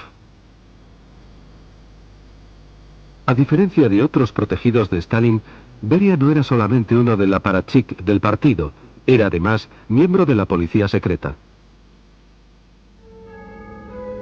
En los años 20, su falsedad, insidia y fenomenal energía permitieron a Beria labrarse una rápida carrera en la Checa de Georgia.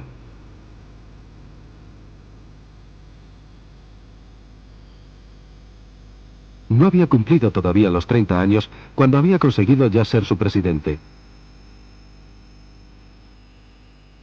En 1929 fue nombrado plenipotenciario de la OGPU para toda Caucasia.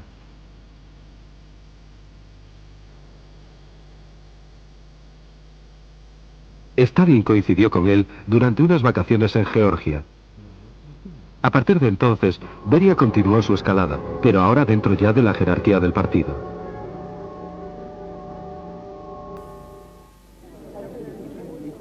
En 1931 fue nombrado primer secretario del partido en Georgia y en solo 5 años pasó, en palabras de Stalin, a establecer el orden propiamente dicho en la República.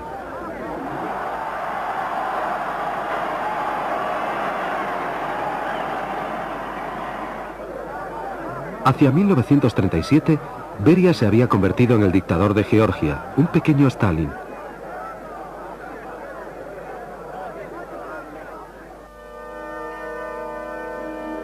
Se deshizo de todos sus oponentes, entre ellos del favorito de Stalin, Néstor Lakova, dirigente de la autonomía de Abjasia.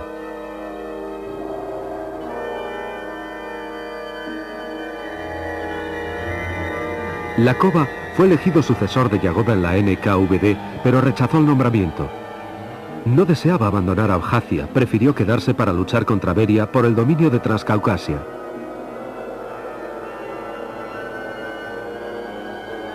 En 1936, Beria le envenenó en el curso de una comida.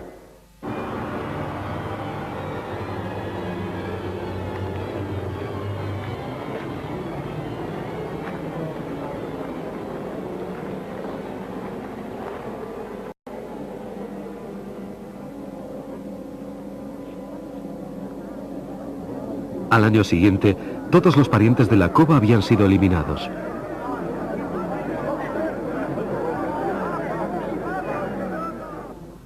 Cuando Stalin llamó a Beria a Moscú, este fue a verle sin ningún tipo de vacilación. Pasó a ser nombrado adjunto de Yezhov y se hizo inmediatamente con el poder.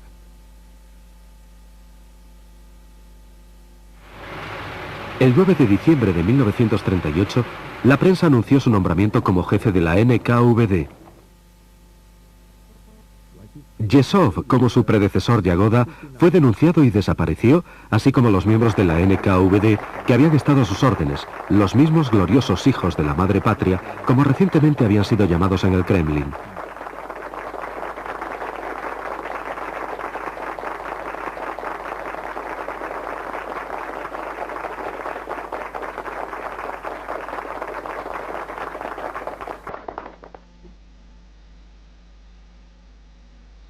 Beria anunció un clima político más templado. Varias docenas de prisioneros del Gulag fueron liberados, entre ellos Konstantin Rokossovsky, Andrei Tupolev y Lev Landau. Pero nuevos prisioneros ocuparon su lugar.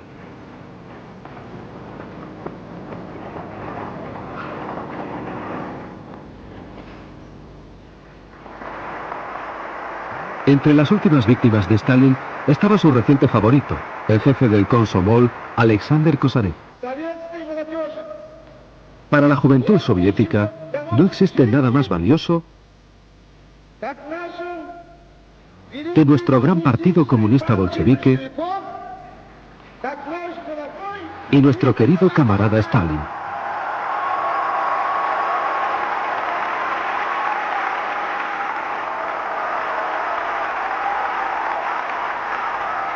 Kosarev, el espíritu de la lealtad, fue repentinamente condenado porque el Komsomol había fallado a la NKVD no entregándole enemigos.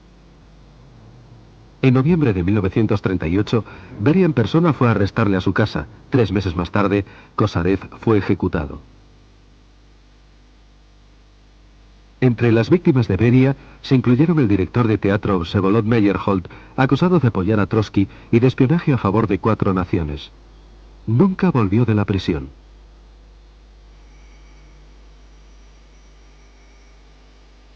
Su mujer, la actriz Zinaida Reich, fue acuchillada hasta la muerte por los asesinos de la NKVD. El periodista Mikhail Kolstov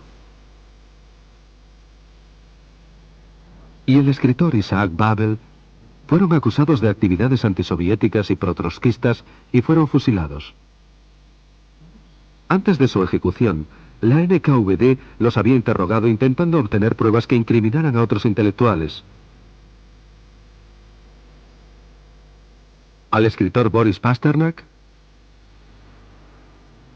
a Yuri Olesha, a Ilya Ehrenburg y al compositor Dmitri Shostakovich.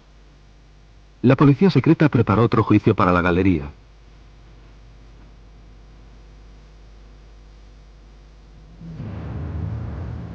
El clima político más templado de Beria no acabó con las torturas de los prisioneros. Beria participaba en ellas personalmente. Calladamente, los camiones encargados del reparto del pan se llevaban los cadáveres de los que habían perecido al crematorio. Sus cenizas eran esparcidas por los campos de una granja colectiva cercana a Moscú.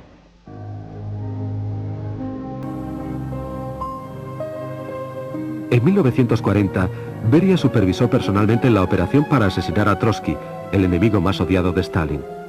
La NKVD reclutó a Ramón Mercader. El español golpeó a Trotsky en la cabeza con un pico de montaña en su estudio de la Ciudad de México. El 21 de agosto, Trotsky murió.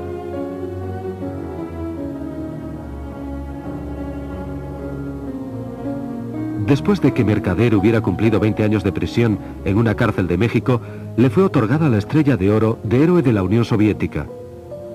Murió en Cuba en 1978 y fue enterrado en Moscú con el nombre de Ramón Ivanovich López.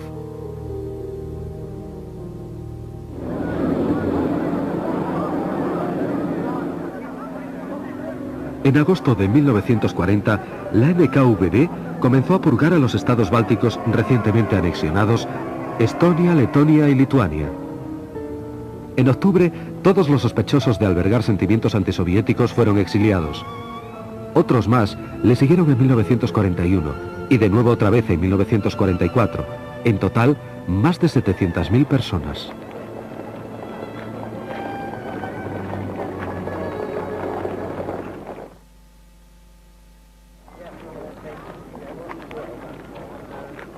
La Unión Soviética estaba al borde de la guerra. El servicio secreto militar era el área de responsabilidad del comisario de defensa Semyon Timoshenko, pero era Beria quien tenía la información más actualizada sobre la próxima invasión nazi. Él y Stalin fueron los responsables de la catástrofe militar de 1941. Stalin rehusó enterarse de los planes de ataque de Hitler y Beria ignoró intencionadamente la evidencia que en aquellos días iba en aumento. Incluso pocas horas antes del asalto nazi, Beria se quejaba ante Stalin de que los espías estaban tratando de sembrar el pánico.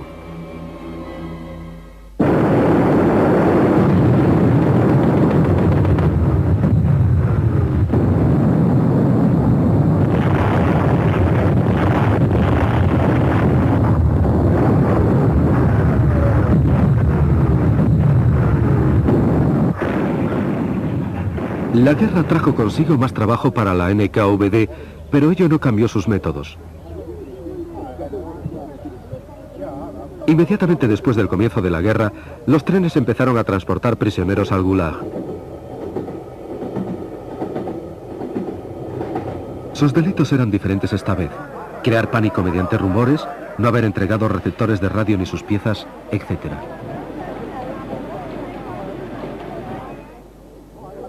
También se encarceló a soldados que habían sobrevivido a asedios.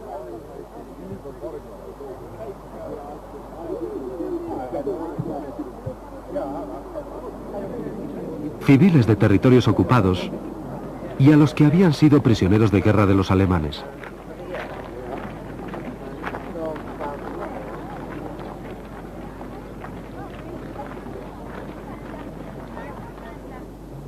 Grupos étnicos enteros del interior de Rusia fueron acusados de colaboración con los alemanes.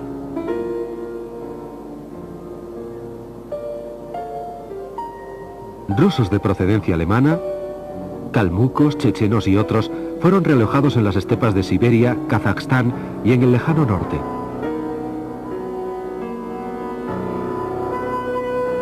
Fueron seguidos en 1944 por los tártaros de Crimea.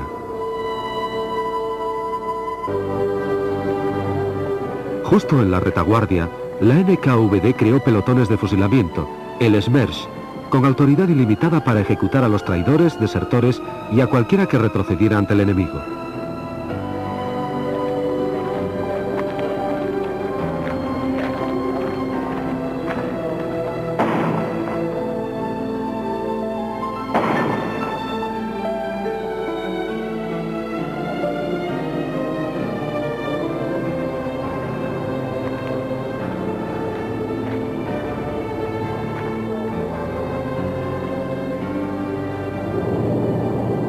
La NKVD también tenía unidades de combate.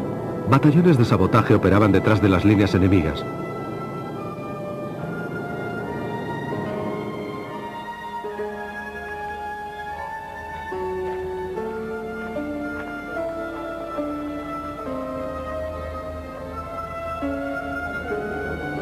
La NKVD dirigía grupos de resistencia y unidades de guerrilla en los territorios ocupados por el enemigo.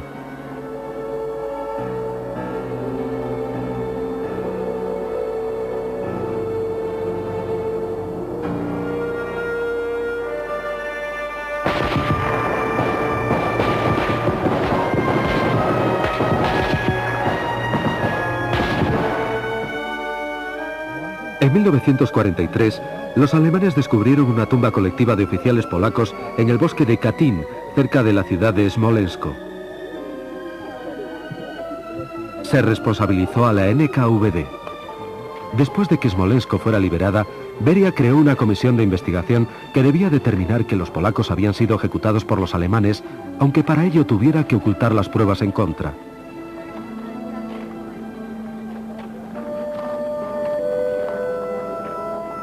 En aquellos momentos, los aliados occidentales no deseaban poner en peligro sus relaciones con la Unión Soviética y pasaron por alto el caso. Solamente documentos recientes de los archivos de la NKVD demuestran, más allá de toda duda, que los oficiales polacos fueron asesinados en 1940 por orden directa de Beria.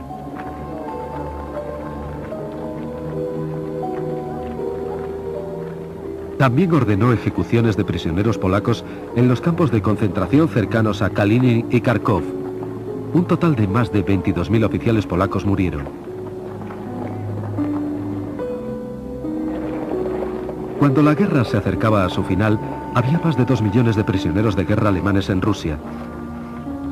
La NKVD tenía que utilizar esta fuente de mano de obra. Pero solo representaba una fracción de los trabajadores forzosos que se emplearon en los proyectos de construcción más urgentes y difíciles. La mayoría eran convictos soviéticos. Su número aumentaba constantemente. Prisioneros de guerra que volvían de los campos de concentración alemanes eran enviados al Gulag.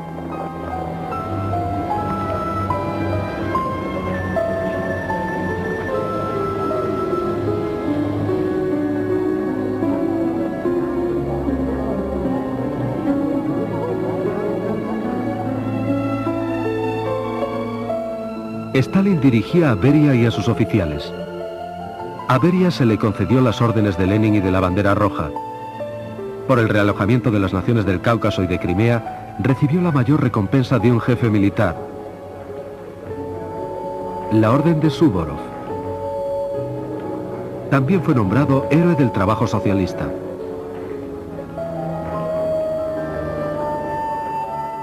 Poco después de la guerra, Beria, que solamente había ido al frente 2 veces, fue ascendido a mariscal de la Unión Soviética. Acompañó a Stalin a la conferencia de Potsdam y fue designado para inspeccionar las factorías de la derrotada Alemania. Stalin continuó ascendiéndole. En 1946, Beria concentraba su trabajo en el Politburó y en el Ministerio de Asuntos Exteriores.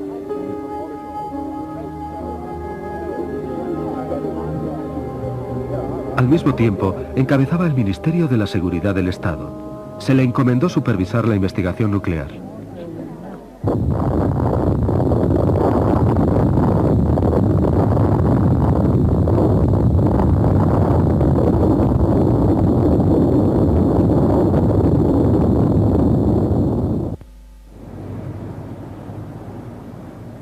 El terror continuó con la ayuda de los fieles subordinados de Beria. Dekhanosov, Goglidze y Merkulov. Se hicieron planes para otra nueva purga, en parte para suprimir al Comité Judaico Antifascista. Después de la invasión nazi, Stalin convocó una reunión de los representantes del pueblo judío en Moscú. El actor Solomon Michoels, el escritor Ilya Ehrenburg y otros famosos intelectuales judíos habían solicitado a sus hermanos de todo el mundo que ayudaran a la Unión Soviética a luchar contra el nazismo. Su llamada fue escuchada. En Estados Unidos se creó el Consejo Judío de Ayuda a Rusia y fue encabezado por Albert Einstein.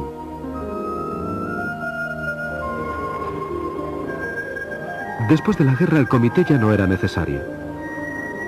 En enero de 1948, su presidente Solomon Michoels fue enviado a Minsk para supervisar unas actuaciones teatrales.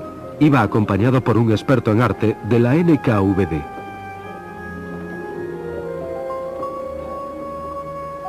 Michoels nunca volvió de aquel viaje. Murió en un accidente de coche. Muchos otros miembros del comité fueron arrestados. Algunos murieron durante los siguientes 3 años de interrogatorios. El resto fueron ejecutados en 1952. En los últimos años 40, Beria se preparaba para ampliar su poder. Pero sus propósitos se vieron dificultados cuando su más íntimo aliado, Georgi Malenkov, perdió su puesto de secretario del Poder Central al tiempo que el favor de Stalin. En su lugar, fue ascendido Andrei Sedanov, que era el principal oponente de Beria. Con él, su ala política obtuvo puestos clave.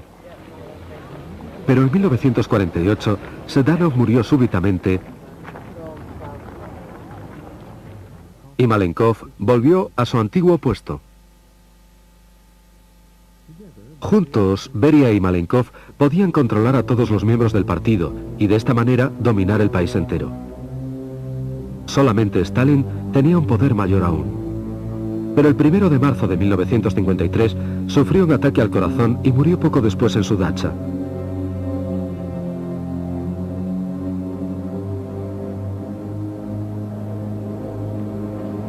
El 9 de marzo, Beria pronunció un discurso de alabanza en el mausoleo de Lenin, dejando caer que él sería el siguiente jefe del partido.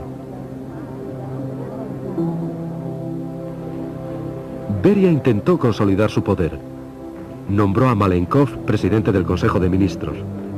A una sugerencia suya, el personal de la seguridad del Estado y la policía fueron unificados bajo el mando del Ministerio de Asuntos Exteriores, dirigido por Beria.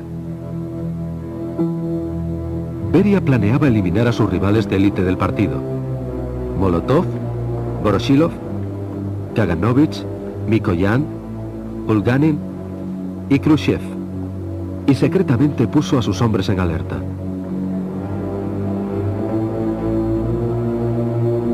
El plan falló. Dos diputados de Beria, Sergei Kruglov e Iván Serov, le traicionaron e informaron a Nikita Khrushchev del golpe que se preparaba. Khrushchev se adelantó a Beria y consiguió enseguida el apoyo de todos los dirigentes del Comité Central, en particular de Malenkov y Georgy Zhukov, adjunto al ministro de Defensa. Por orden de Khrushchev, Beria fue arrestado en el Kremlin el 26 de junio de 1953. Medio año más tarde, fue ejecutado.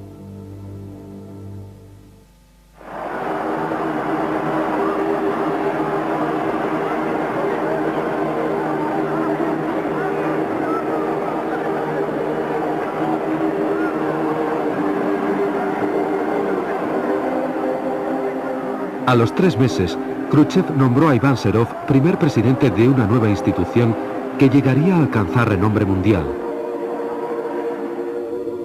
el Comité de la Seguridad del Estado, el KGB. Bajo esta nueva denominación, el servicio de seguridad soviético operaría durante más de 4 décadas, siguiendo la tradición de la Checa, de la OGPU y la NKVD.